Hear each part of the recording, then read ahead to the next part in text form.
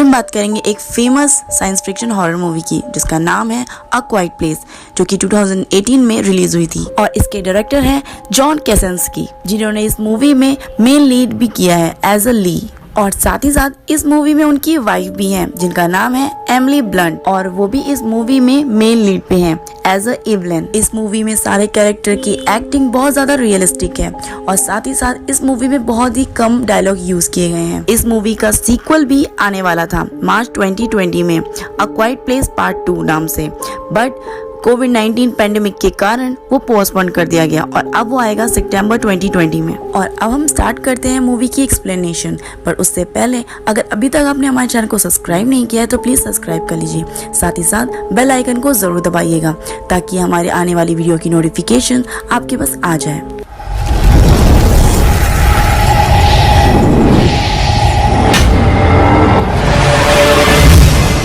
इस मूवी की स्टार्टिंग होती है 2020 में, जहाँ पर एलियंस ने अर्थ के ऊपर अटैक करके पूरी जगह कब्जा कर रखा है। ये एलियंस एक ब्लाइंड क्रीचर्स हैं, बट इनके साथ साथ इनमें बहुत ही एक्यूट सेंस ऑफ हियरिंग भी है। ये हल्की सी हल्की आहट को भी सुन लेते हैं। और अब अर्थ पे कुछ ही लोग बचे हुए हैं एज अ सर्वाइवर, और इन्हीं लोगों में 5 मेंबर की एक फैमिली भी है।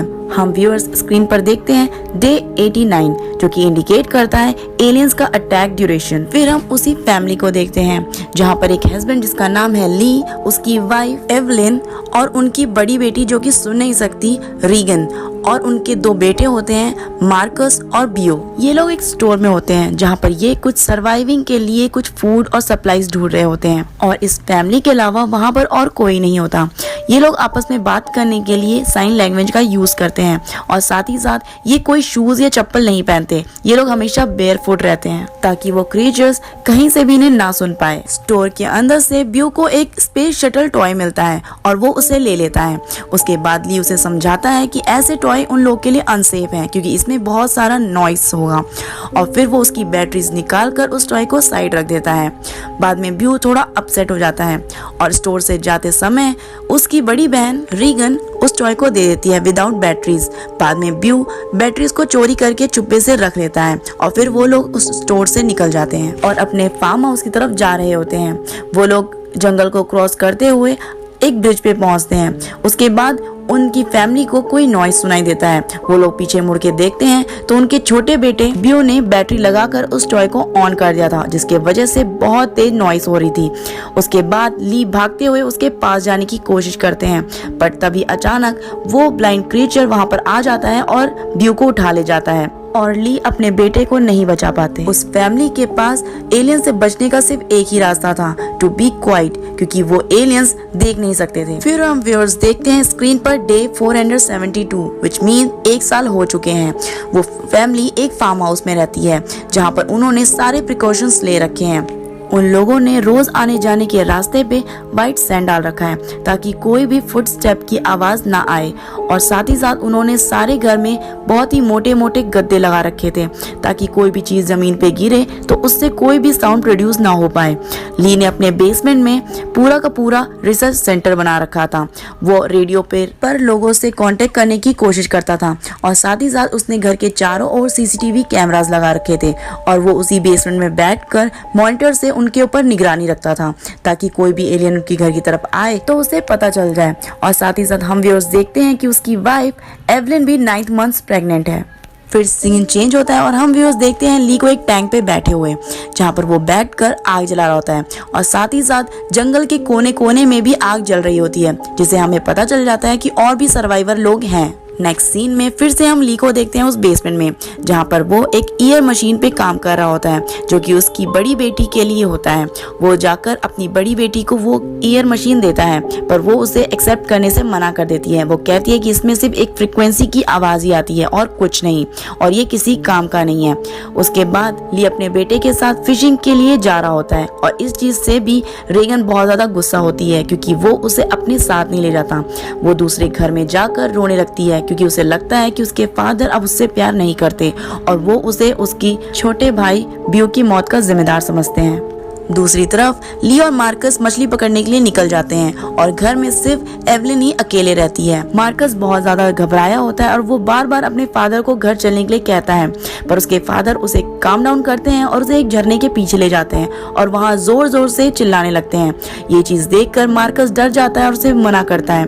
उसे लगता है कि वो क्रिएचर सुन लेंगे, पर उसे ली कहता है कि झरने की आवाज बहुत तेज है और वो क्रिएचर्स हमें नहीं सुन पाएंगे। शाम हो जाती है और ये लोग अपने घर की तरफ आने लगते हैं। तभी इन्हें रास्ते में जंगल में एक बूढ़ा आदमी मिलता है और उसकी वाइफ, जो कि जमीन पे पड़ी होती है और ऐसा लगता है कि एलियंस ने उसे मार डाला है। और इन सब चीजों से वो आदमी डिप्रेस हो जाता है और बहुत तेज चिल्लाने लगता है। तभी वहां पर एक एलियन आता है और उसे मार देता है।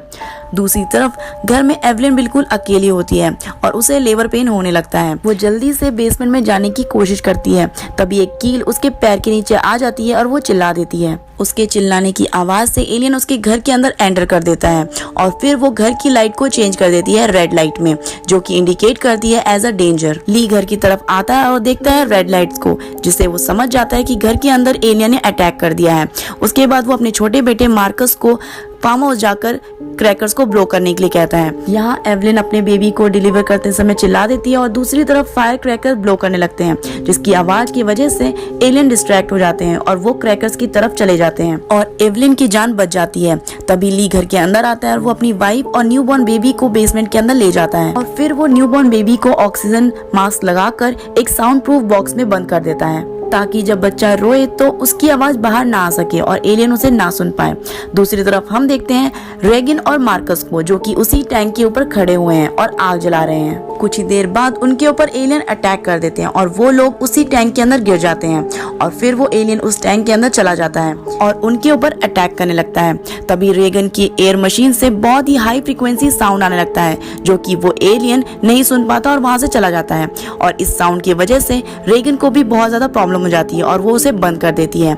कुछ ही देर बाद वहाँ ली आ जाता है और अपने दोनों बच्चों को ढूंढ लेता है और फिर उनके ऊपर फिर से एलियन अटैक करने लगते हैं। वो अपने दोनों बच्चों को घर की तरफ भागने के लिए कहता है और वो दूसरी साइड भागने लगता है ताकि एलियन उसका पीछा करे और उसके दोनों बच्चे बच सके, पर वो एलियन उसके दोनों बच्चों के पीछे भागने लगता है।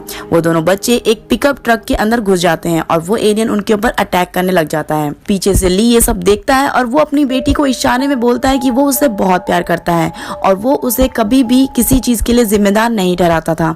और फिर वो बहुत तेज चिल्लाता है, जिसकी वजह से एलियन उसकी तरफ भाग के आता है और उसे मार डालता है। ये इस मूवी में सबसे इमोशनल सीन था, जहाँ पर एक फादर ने कैसे अपने बच्चों की जान बचाने के लिए अपने आप को सैक्रिफाइस कर दिया। दूसरी तरफ एलियन ने घर के अंदर भी अटैक कर रखा था। उसके बाद ये सारे लोग एक साथ मिलते हैं और जल्दी से बेसमेंट में चले जाते हैं, जहाँ रेगन की नजर पड़ती है एक बोर्ड पे, जहाँ पर उसके फादर ने उस एलियन के ऊपर रिसर्च कर रखा था। उसके बाद उसे याद आता है उसकी एयर मशीन की हाई फ्रीक्वेंसी के ऊपर। तभी वहां पर एक एलियन आ जाता है और उन लोगों पे अटैक करने की कोशिश करने लगता है। रेगन जल्दी से अपने एयर मशीन को निकालती है और उसे एक माइक्रोफोन एम्पलीफायर के सामने रख देती है और उसका वॉल्यूम बढ़ा देती है, जिसकी वजह से हाई फ्रीक्वेंसी साउंड वहां पर प्रोड्यूस होता है और इसकी वजह से वो एलियन बहुत ज्यादा अनकंफर्टेबल हो जाता है और चिल्लाता है, इधर उधर गिरने लगता है। तभी एवलिन एक शॉटगन से उसे शूट कर देती है। शॉटगन की आवाज से और भी एलियन उनके घर की तरफ एंटर करने की कोशिश करने लगते हैं और ये सारी चीजें वो लोग सीसीटीवी मॉनिटर से देख लेते हैं, क्योंकि अब उनके पास एलियंस की वीकनेस है तो वो लोग भी फाइट के लिए रेडी हैं। और यहीं ये मूवी खत्म हो जाती है। इसके दूसरे सीक्वल में यहीं से इस मूवी को फिर से कंटिन्यू किया जाएगा। और अब आपको ये वीडियो कैसी लगी इसके बारे में हमें जरूर बताइए। साथ ही साथ अभी तक आपने हमारे चैनल को सब्सक्राइब नहीं किया है तो प्लीज सब्सक्राइब कर लीजिए और अपने फ्रेंड्स और फैमिली के साथ इसे जरूर शेयर कीजिए। Thank you so much.